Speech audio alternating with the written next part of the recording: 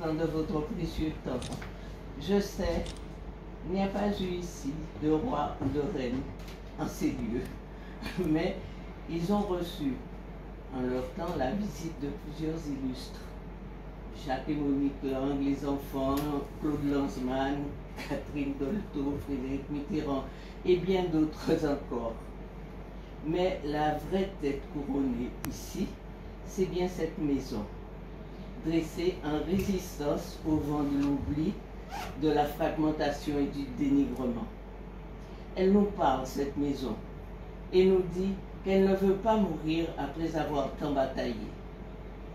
Elle est la gardienne des univers que les auteurs ont rapportés dans leurs écrits, car les histoires qu'ils ont consignées sont autant de points de vue sur la réalité du monde et des êtres.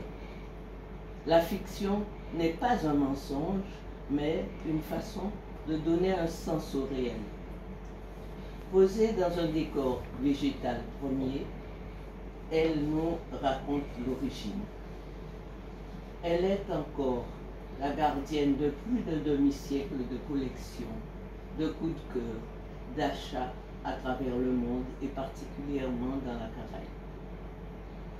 Du fait de sa grande richesse culturelle et patrimoniale, cette bâtisse doit continuer à être ce qu'elle est.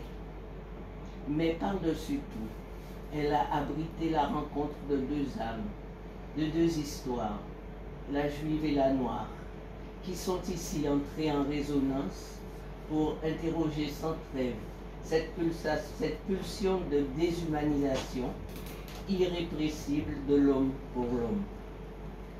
Les yeux grands ouverts, cependant, sur les merveilles du monde, à l'écoute du chant des feuilles. Au départ d'André, en 2006, la maison prend son nom, la Souvenance. Mais ce n'est pas un patrimoine ordinaire, car il parle d'amour en tant que réalité agissante. C'est pourquoi je pense que le projet de protection de notre bâtisse aboutira et que la maison vivra. Mais le temps nous est compté. J'attends donc que notre train siffle et se mette en route, car chaque heure compte. Mon cœur pleure. Cependant, je garde espoir, car il y a maintenant l'association Maison Schwarzbart qui a pris la relève avec sa présidente Fanny Margrat. Elle poursuit la tâche que nous avons commencée. Il y a également Kevin Bataille, David Grégoire et les autres, ceux qui sont derrière le miroir et veillent à la persistance de l'esprit des lieux. Ce sont les nouveaux passeurs de temps, mais qui proposent aussi des événements culturels nouveaux. Qu'ils soient ici remerciés. Madame Nadine Morantin, de la Fondation du patrimoine, a été d'un dévouement et d'une compétence exceptionnelle. Monsieur le maire, Ferdi Louisi, est un allié de la première heure et son engagement à nos côtés est sans faille.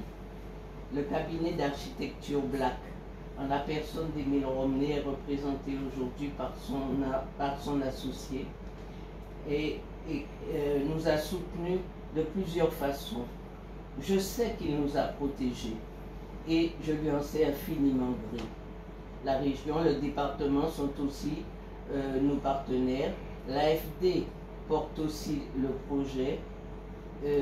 Cependant, cher Stéphane Bern, c'est vous qui aujourd'hui, par votre bienveillante présence, nous rappelle qu'il est urgent que cette maison soit. Merci d'être son ambassadeur. Merci à vous. Voilà.